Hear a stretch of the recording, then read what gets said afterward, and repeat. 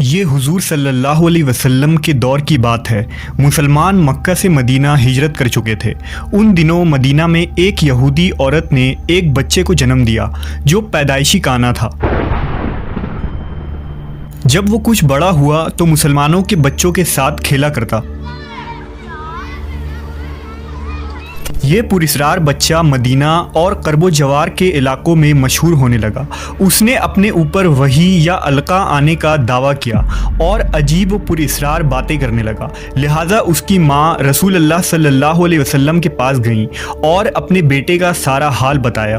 اس نے آپ صلی اللہ علیہ وسلم سے یہ گزارش کی کہ اس کا معائنہ کریں۔ ایک دن محمد صلی اللہ علیہ وسلم اپنے اصحاب کے ساتھ اس بچے کے گھر اس کی کیفیت جاننے کے لیے روانہ ہوئے۔ راستے میں آپ نے بنی مغالہ کے انصار بچوں کے ساتھ اس بچے کو کھیلتے دیکھا۔ اس بچے کا نام صاف ابن سیاد تھا۔ حضور صلی اللہ علیہ وسلم حضرت عمر ابن خطاب اور کچھ اصحاب کے ساتھ ان بچوں کے پاس گئے۔ وہ بنی مغالہ کے مکانوں کے پیچھے کھیل رہے تھے۔ ابن سیاد ان دنوں بلوغت کے قریب تھا لیکن جوان نہ ہوا تھا۔ نبی صلی اللہ علیہ وسلم اس کے قریب گئے لیکن اسے پتہ نہ چلا۔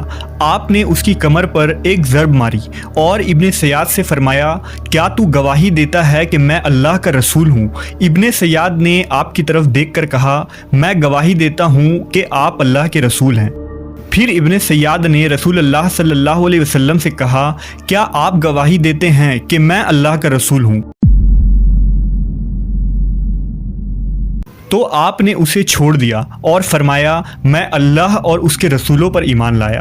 پھر نبی صلی اللہ علیہ وسلم نے اس سے پوچھا، تو کیا دیکھتا ہے؟ ابن سیاد نے کہا، میں سمندر پر عرش دیکھتا ہوں۔ آپ نے فرمایا، وہ ابلیس کا عرش ہے۔ ابن سیاد نے کہا، میرے پاس سچی اور جھوٹی خبریں آتی ہیں۔ رسول اللہ صلی اللہ علیہ وسلم نے کہا، پھر تو تیرا معاملہ الٹ پلٹ ہو گیا۔ پھر آپ نے فرمایا، میں نے تیرے لیے ایک چھپانے والی چیز چھپائی ہے۔ دراصل نبی صلی اللہ علیہ وسلم نے اپنے دل میں لفظ دخان سوچی تھی۔ ابن سیاد کہنے لگا، وہ دکھ ہے۔ اس پر آپ نے کہا، ذلیل ہو جا، تیری قدرت بڑھ نہیں سکتی۔ حضرت عمر نے کہا، اگر آپ مجھے اجازت دیں تو میں اس کی گردن اڑا دوں۔ آپ نے فرمایا، اسے چھوڑ دو، اگر یہ سچا ہے تو اس پر قابو نہیں پا سکو گے، اور اگر ایسا نہیں ہے تو اسے قتل کرنے میں کوئی بھلائی نہیں۔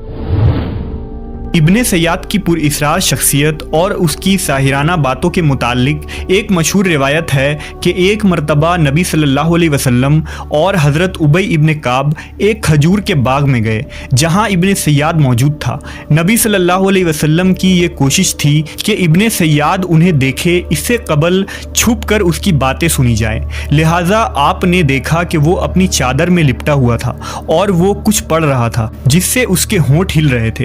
اچانک ابن سیاد کی ماں نے آپ کو کھجور کے درخت کے پیچھے دیکھ لیا اور کہنے لگی، اے صاف، یہ محمد ہیں۔ لہٰذا ابن سیاد کود کر اٹھ بیٹھا۔ نبی صلی اللہ علیہ وسلم نے فرمایا، اگر وہ اسے چھوڑ دیتی تو آج اس کا معاملہ مجھ پر واضح ہو جاتا۔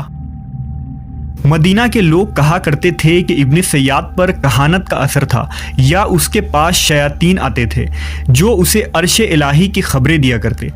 دراصل نبی صلی اللہ علیہ وسلم نے ابن سیاد کے معاملے میں سکوت اختیار کیا تھا کیونکہ آپ کی طرف یہ وحی نہیں کی گئی تھی کہ ابن سیاد کی کیا حقیقت ہے، جبکہ کچھ صحابہ کا یہ خیال تھا کہ ابن سیاد ہی دجال ہے۔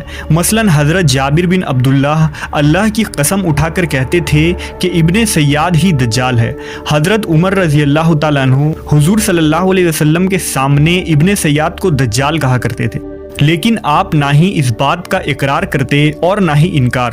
تاریخی کتابوں میں ابن سیاد کے متعلق یہ بھی آتا ہے کہ ابن سیاد اور اس کی ماں نے بعد میں اسلام قبول کر لیا تھا، اور ابن سیاد لوگوں سے کہا کرتا تھا کہ وہ دجال نہیں ہے، لیکن اس کے باوجود لوگ ابن سیاد کے متعلق شک میں رہا کرتے تھے کیونکہ وہ ہمیشہ عجیب و غریب باتیں کیا کرتا۔ لہٰذا حضرت ابو سعید خدری رضی اللہ تعالیٰ عنہ بیان کرتے ہیں کہ ہم حج یا عمرے کے لیے نکلے تو ہمارے ساتھ ابن سیاد بھی تھا۔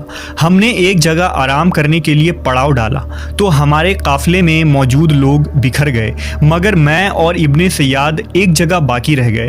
مجھے ابن سیاد کو دیکھ کر بہت خوف محسوس ہوئی کیونکہ اس کے بارے میں لوگ بہت سی باتیں کیا کرتے تھے۔ حضرت ابو سعید کہتے ہیں کہ اس نے اپنا سامان میرے سامان کے ساتھ لا کر رکھ دیا۔ میں نے کہا گرمی بہت سخت ہے، بہتر ہوتا کہ تم اپنا سامان اس درخت کے نیچے رکھ دیتے، لہٰذا اس نے ایسا ہی کیا اور دوسرے درخت کے نیچے اپنا سامان رکھ آیا۔ پھر ہمارے سامنے ایک بکری لائی گئی، اس نے اس بکری کا دودھ نکالا اور پیالہ میرے سامنے لا کر کہا اے ابو سعید پیو۔ میں نے کہا گرمی بہت سخت ہے اور دودھ بہت گرم ہے۔ دراصل میں اس کے ہاتھ سے لے کر پینا پسند نہ کرتا تھا، پر وہ کہنے لگا اے ابو سعید، لوگ جو کچھ میرے بارے میں کہتے ہیں اس وجہ سے میں نے یہ ارادہ کیا کہ ایک رسی لے کر درخت کے سامنے باندھوں اور اس سے لٹک کر پھانسی لے لوں۔ اے ابو سعید، کون ہے جس پر رسول اللہ صلی اللہ علیہ وسلم کی حدیث پوشیدہ ہو؟ اے انصار کی جماعت، تم پر تو پوشیدہ نہیں۔ کیا رسول اللہ صلی اللہ علیہ وسلم نے یہ نہیں فرمایا تھا کہ دجال کافر ہوگا جبکہ میں مسلمان ہوں؟ کیا آپ نے یہ نہیں فرمایا تھا کہ دجال بانجھ ہوگا اور اس کی کوئی اولاد نہ ہوگی اور میں تو اپنا بیٹا مدینہ چھوڑ کر آیا ہوں؟ کیا رسول اللہ نے یہ نہیں فرمایا تھا کہ دجال مکہ اور مدینہ میں داخل نہ ہو سکے گا اور میں مدینہ سے آ رہا ہوں اور مکے کا ارادہ ہے؟ حضرت ابو سعید کہتے ہیں کہ قریب تھا کہ میں اس کی باتوں میں آ جاتا اور اس پر یقین کر لیتا، مگر وہ کہنے لگا اللہ کی قسم میں دجال کو جانتا ہوں اور اس کی پیدائش کو بھی، اور وہ اس وقت کہاں ہیں اس کا بھی مجھے علم ہے۔ حضرت ابو سعید نے کہا ساری عمر تیری تباہی ہو۔ مورخین نے لکھا ہے کہ ابن سیاد یزید ابن معاویہ کے دور تک مدینہ میں تھا، اور جب واقعہ حرہ ہوا تو وہ اس دن کہیں غائب ہو گیا اور پھر کبھی کسی کو نظر نہ آیا۔ علماء کا بھی ابن سیاد کی شخصیت کے متعلق مختلف رائے ہیں۔ علماء و محدثین کی ایک جماعت کے نزدیک ابن سیاد مسلمان تھا اور مدینہ میں ہی مرا۔ جب اس کا نماز جنازہ پڑھایا گیا تو اس کا چہرہ کھول کر لوگوں کو دکھایا گیا تاکہ بات واضح ہو جائے۔ ابن سیاد نے جہاد بھی کیا تھا اور حج بھی، اور مسلمانوں کے درمیان زندگی گزاری، لیکن وہ خود ایسی باتیں کیا کرتا تھا کہ لوگ اس پر شک کرتے تھے۔ بعض علماء نے لکھا ہے کہ نبی صلی اللہ علیہ وسلم نے اس امت میں جن 30 دجالوں کے آنے کی خبر دی ہے جو قیامت سے قبل ظاہر ہوں گے، ابن سیاد ان دجالوں میں سے ایک دجال ہے، لیکن وہ دجال اکبر نہیں ہے جو قیامت کے قریب نکلے گا۔ یہ قول سب سے راجح اور معقول مانی جاتی ہے۔ ابن سیاد کے متعلق آپ کی کیا رائے ہے؟ اپنی معلومات کمنٹ باکس میں ضرور لکھیں۔